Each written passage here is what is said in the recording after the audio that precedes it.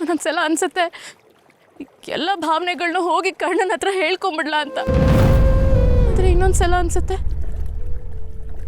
ಹೇಗೆ ಹೇಳ್ಕೊಳ್ಳಿ ಅಂತ. ಬರೀ ಮಗುಗೋಸ್ಕರ ಮಾತ್ರ ಅಲ್ಲ ನಿಧಿ, ಹಾಗೆ ಹೇಳಿದ್ರೆ ಸುಳ್ಳಾಗುತ್ತೆ. ನಾನು ಕಣ್ಣನ್ನ ಮನ್ಸಾರೆ ಪ್ರೀತಿಸ್ತಾ ಇದ್ದೇನೆ.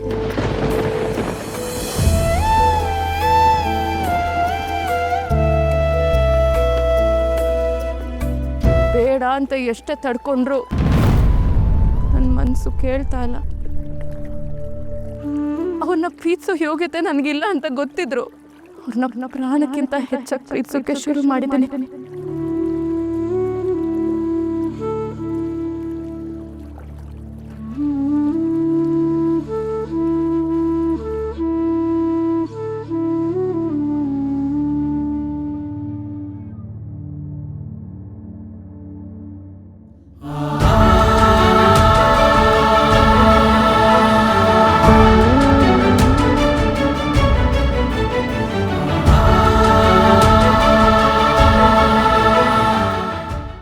ನೀನನ್ನ ಮದುವೆ ಆಗ್ತೀರಾ?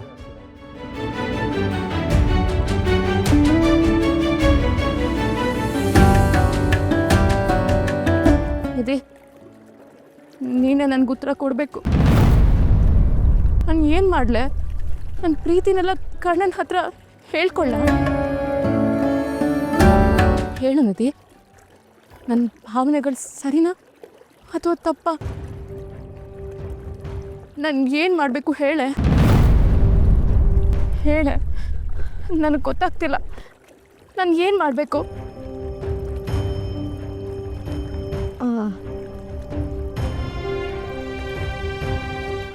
ಅಯ್ಯೋ ಅಕ್ಕ, ನಿನ್ನ ಹತ್ರ ಮಾತಾಡ್ತಾ ಮರ್ತೇ ಹೋಗಿದೆ ಕಣೆ.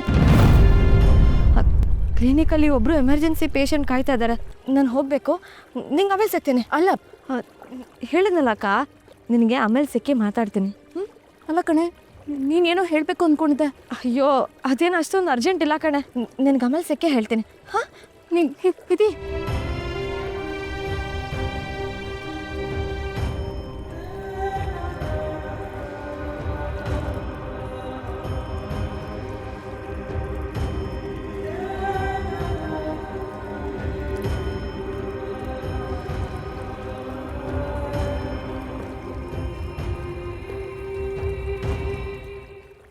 ನನ್ನ ಪ್ರೀತಿ ಬಗ್ಗೆ ಏನು ಹೇಳ್ದೇನೆ ಹೋದ್ಲಲ್ಲ.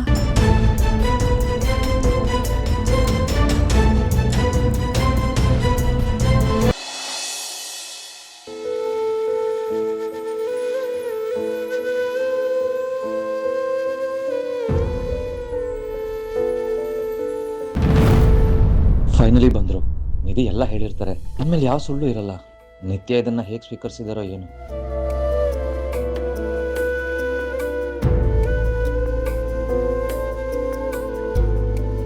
ನಿಧಿ ಹತ್ರ ನನ್ನ ಪ್ರೀತಿ ಬಗ್ಗೆ ಹೇಳಿದ್ಮೇಲೆ ಮನಸ್ಸು ಎಷ್ಟು ಹಗುರ ಆಗಿದೆ.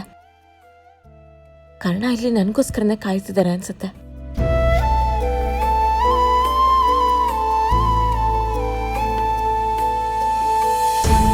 ನನಗೋಸ್ಕರ ವೆಯ್ಟ್ ಮಾಡ್ತಿದ್ರಾ? ಹಾಂ, ಹೌದು.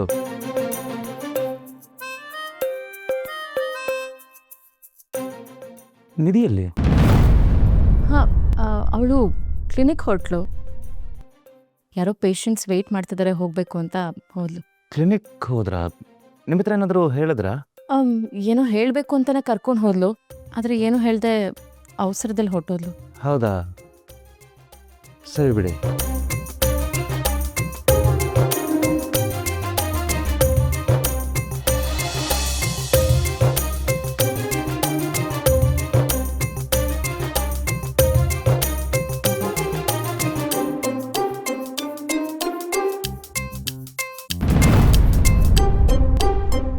ಇದು ನಮ್ಮ ಲೈಫ್ ಪ್ರಶ್ನೆ.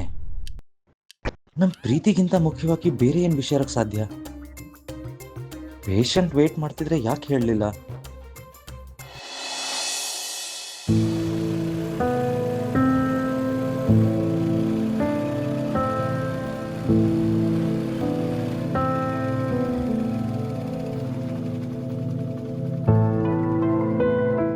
ಕತ್ಲಾಗಿರೋ ನನ್ನ ಜೀವನಕ್ಕೆ ಮತ್ತೆ ಬೆಳಕು ತಂದಿದ್ದಾರೆ ಯಾರೂ ಅಲ್ಲ, ಕರ್ಣ. ನಾನು ಕರ್ಣನ ಮನ್ಸಾರೆ ಪ್ರೀತಿಸ್ತಾ ಇದ್ದೀನಿ.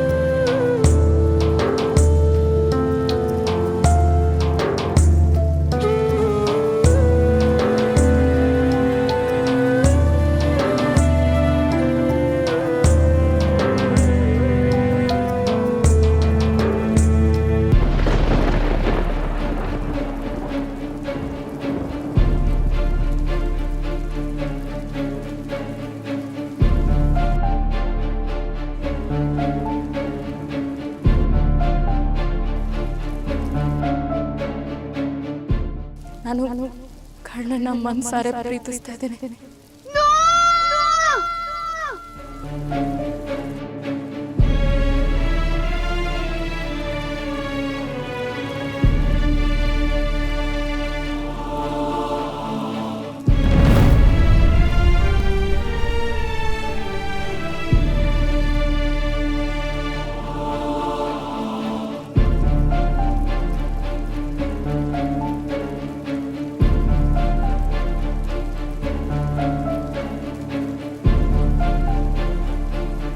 ಪ್ರತಿ ಮಗುನು ಬಯಸೋ ಅಂತ ದಿ ಬೆಸ್ಟ್ ಫಾದರ್.